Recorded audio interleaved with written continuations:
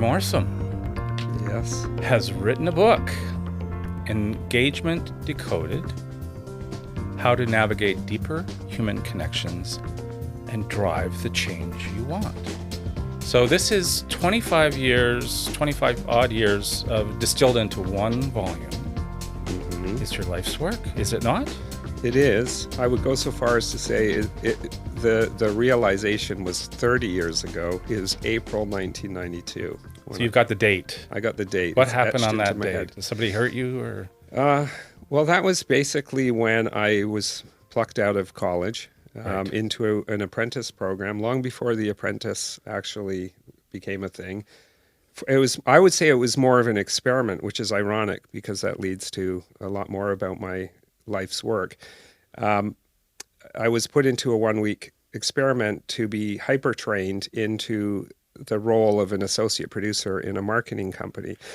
It's called Communicate. Called We can name some Communicate, names, where we right? have some, yes, we have some I worked interesting there connection. from 87 to 90, and you were after that. So Yeah, but I have to say, I thought in April 1992 that I had made the biggest mistake of my life. by going there. By going there, and that actually, in hindsight, it was 30 years later, here I am, I'm in this same industry, the communications, experiences, marketing. But it took me that time. The reason why I thought that is coming out of training in an interest in film. I mean, my initial ambition was to understand film. And then I realized in those first couple of years of college that it was the psychology of film that interested me more.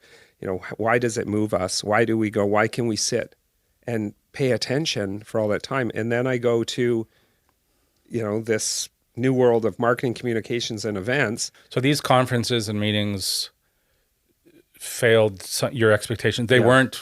You didn't find them engaging. You didn't find them motivational or No, I felt persuasive or anything. No, but the things that they claim to be. Right? Exactly. I felt, and this was the first taste I had in trying to understand what engagement was. And, here you have in conferences, the difference is when you go to a film, you choose to go, and it better be good or you're never going back type of thing. And, after a good film, I as a film lover, you think about it for hours, days after, you reflect on it. It has it moves you. A good movie, yes. A good movie does. And in an event, in essence, you're, for the most part, a captive audience, and stimulus is just being thrust upon you. I would call it carpet bombing, Right. and which, as opposed to, more is more. I'm just going to, dump all of this stimuli on an audience and hope that they retain some of it or move. But you're a kid, right? There's only so much you could do in 1992. Yeah. And then the next few years, we saw each other around. You're at another company. I worked there on a freelance basis. We know a lot of the same people. So, but everyone kind of does everything the same in a sense. Yeah. Is that fair to say? Even today, is that fair to say? Yeah. Same format. So you got kind of antsy or and by 97 you as you say in the book, you walked. Very dramatic. You walked and started your own company. I stepped Debut onto a glass bridge. Yeah. And in 1997, is that That's right? Correct. Yeah. So what was the motivation there? You had worked a few years at that point. Yeah.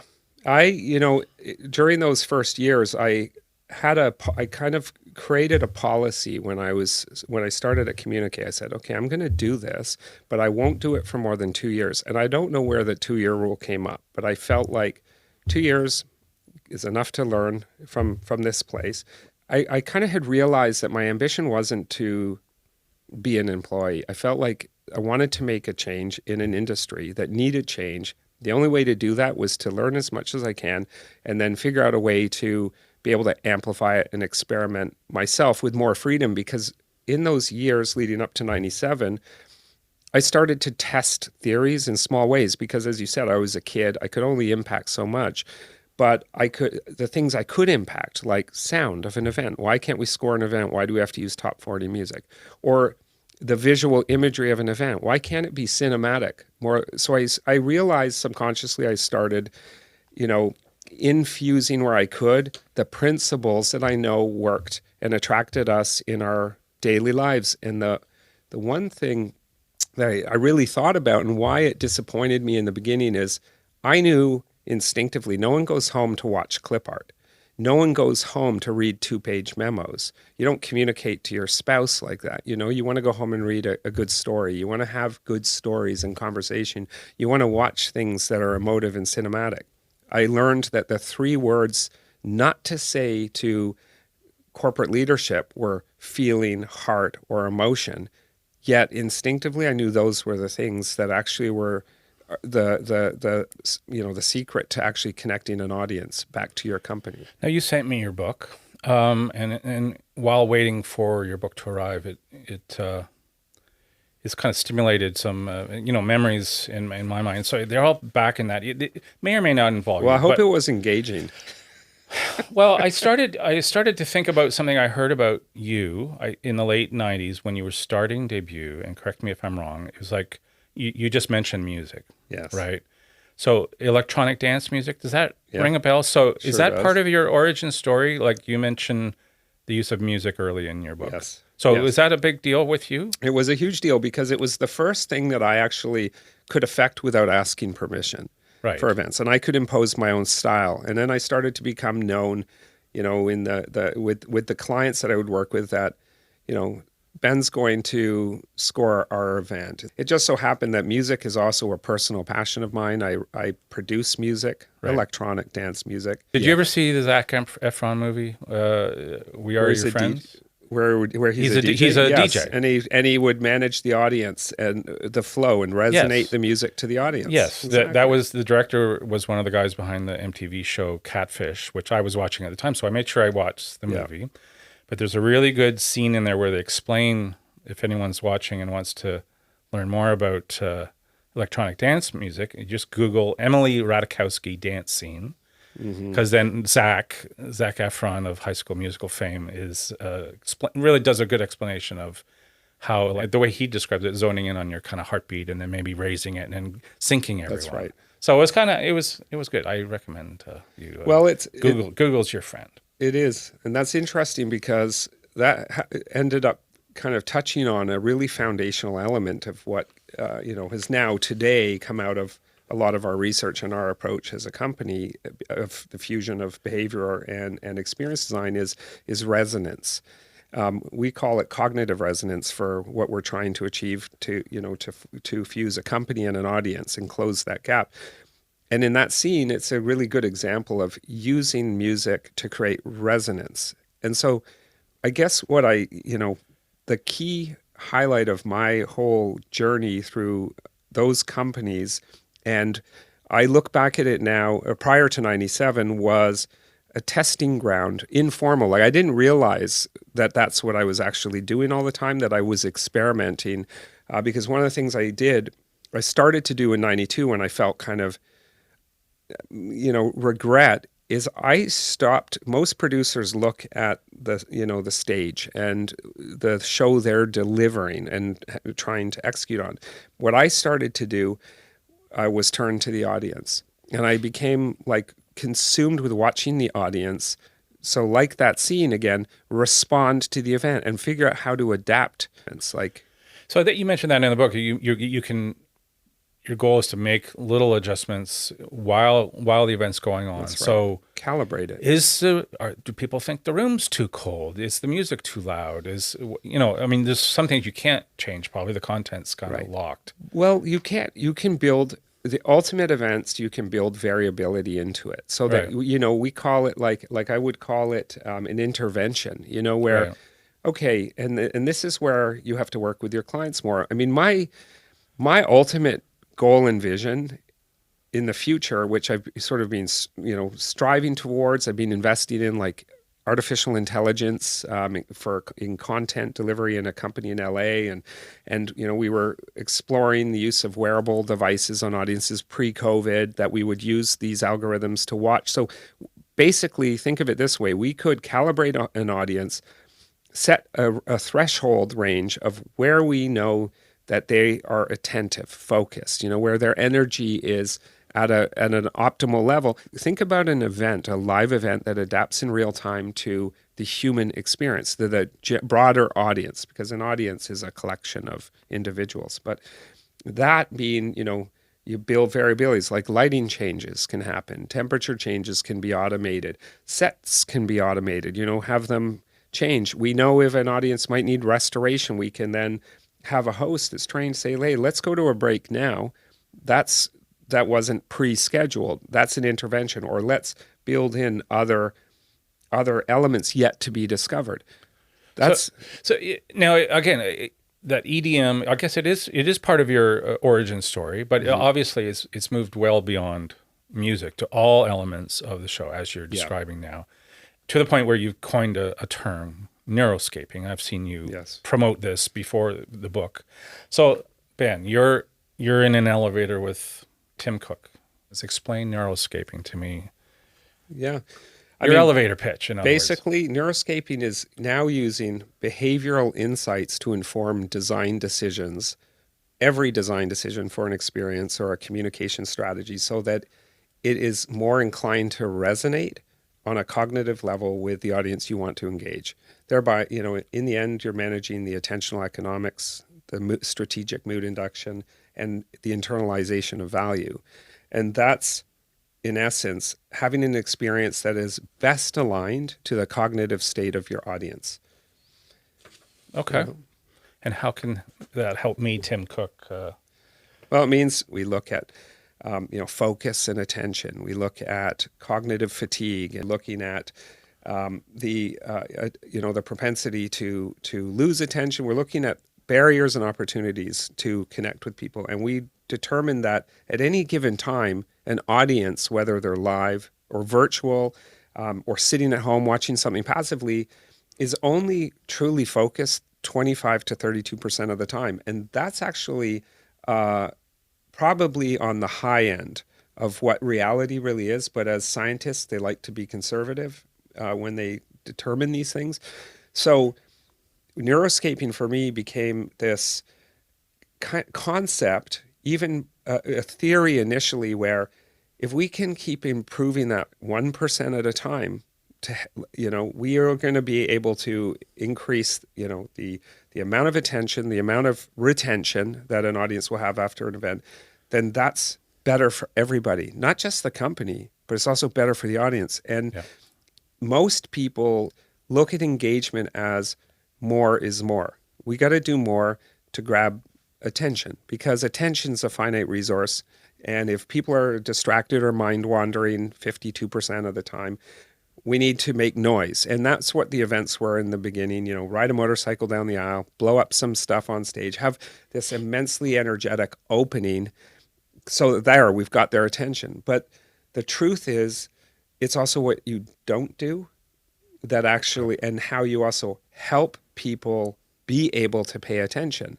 And that's what was the biggest missing piece of the equation. Now we design things that manage that. That's why we call it in our methodology attentional economics, because it's a resource.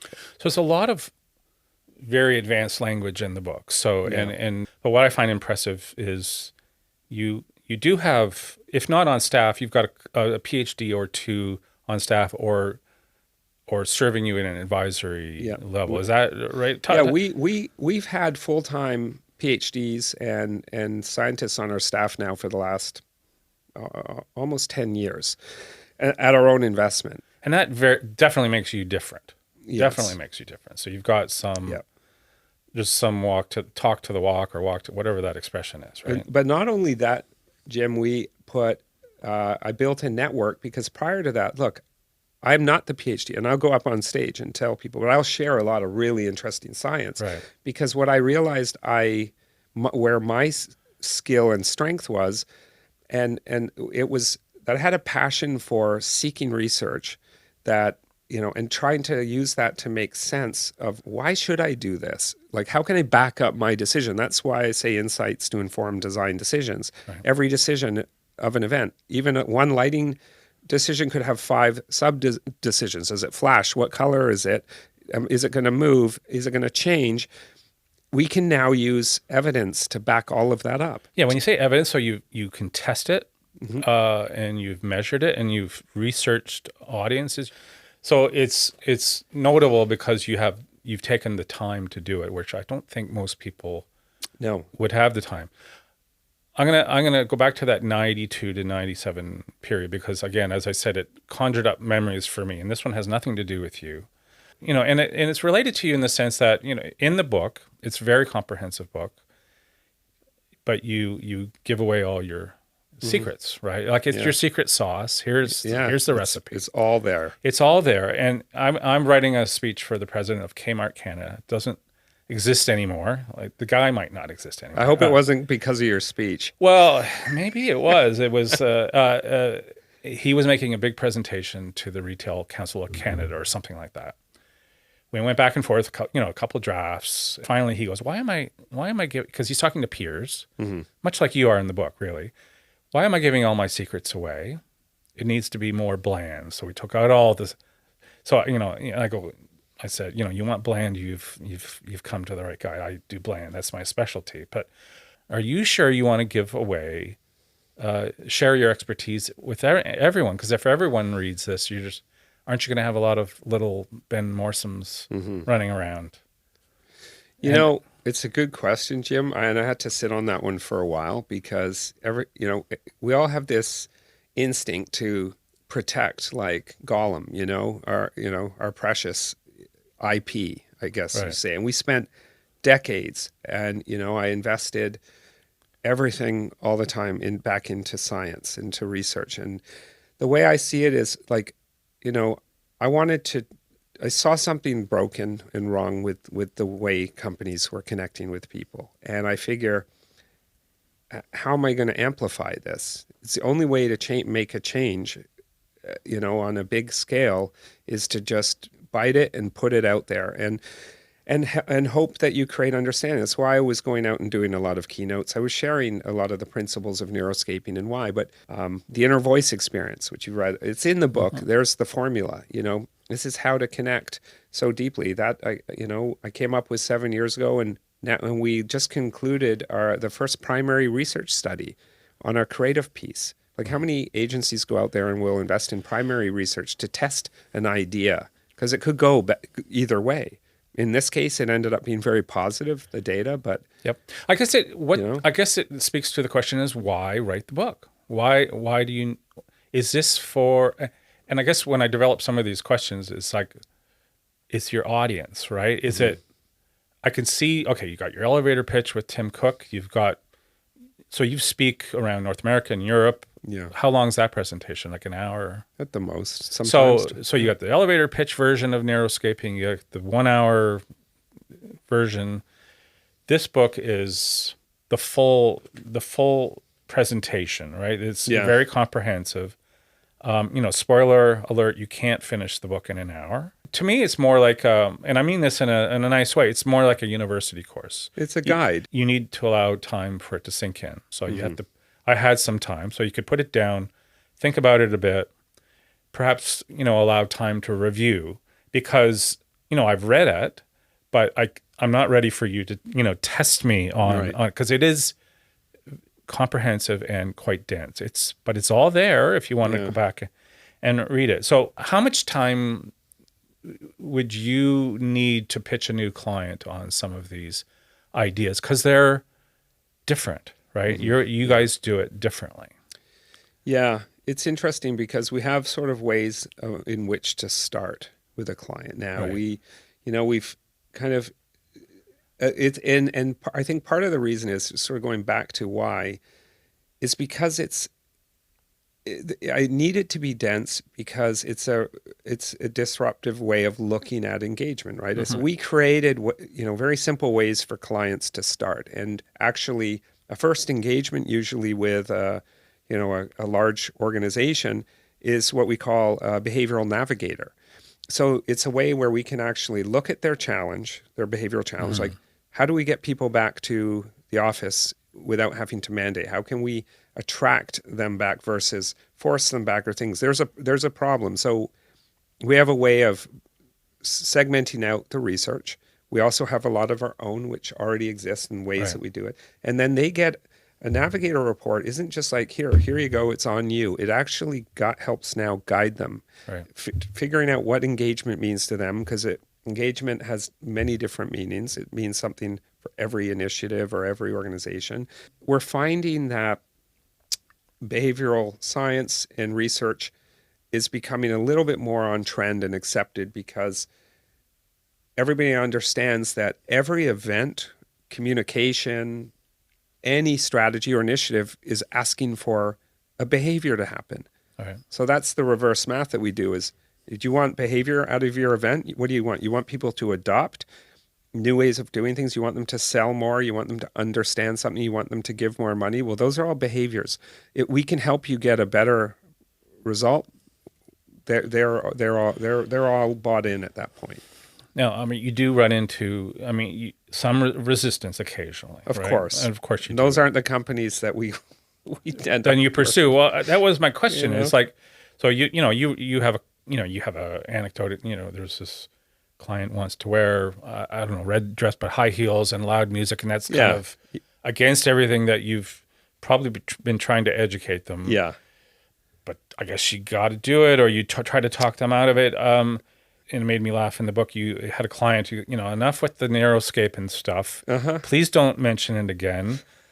So what if you do if your client isn't receptive to some of your do you walk, or you just, we have walked, and right. We're like, okay, this, because there's a level of integrity, you feel like I've said a lot to my team. There's a lot of business that we either lost or walked away from, and if we were the average agency, you chase and you want it just because you want the money. Well, no, I kind of own up to that. But at the same time, now what we're realizing is there are companies that are coming to us as well, that are finding us. There's an example, I got 3 years ago a message, and this guy has become a good friend of mine out of San Francisco for Salesforce, probably the king of events in the tech world. I mean, their number one marketing vehicle is events. Dreamforce, if you look it up, it takes over all of San Francisco every fall, just happening. Their events are beautiful. They had 300 incredible talents in the 3 tallest buildings on the 3 corners of downtown San Francisco. They have everything going for them. And yet I get reached out to by this guy who was very progressive and brave to actually question what they're doing. And he asked, his network in the Bay Area, is there anybody that focuses on psychology of experiences that anybody knows at any agencies? And they are partners with the biggest agency in the world that we know, George P. Johnson, another great company that I'm very proud to also help and support. So we work with other agencies too. And they said no, and he found my name in a white paper on mindful events that was done for IMEX back in a few years ago. And, for 3 years, we've been advising, acting purely as an advisor, looking at sometimes design decisions. We spent a year studying sound for their virtual events. I guess you need to find those really bold, forward-thinking leaders that are willing to hop on board with you. Yeah. CEOs, though, they might be around for some of them. It might be the end of their career, the pinnacle of their career. They might have 3 to 5 years left anyway. It's like the final 3 to 5 years of their career. So they might not want to rock the boat either. So you're kind of looking for unicorns. Are you like sometimes? Yeah. Does it feel like that sometimes? Sometimes, but I'm surprised to find how many are out there. There are a lot of CEOs out there that are actually concerned and care and realize that the same old doesn't work as effectively as the same old even didn't work as effectively before. So they're now looking for that edge. And this is what we're finding. And most of our business ends up coming out of referrals anyways. And it was before we fully sort of transitioned. Just word of mouth. Yeah, an advisor. It's like a leader goes from one to the other. I mean, we know industries. That's why pharma were really strong, because everybody moves around. And I mean, Yeah. you need time to test and measure. Like, That's right. time is very valuable. Isn't getting the time to do what you want a challenge? Do your clients have the time to do some of the steps that are required? Some do. Some see the long-term, benefits and investments.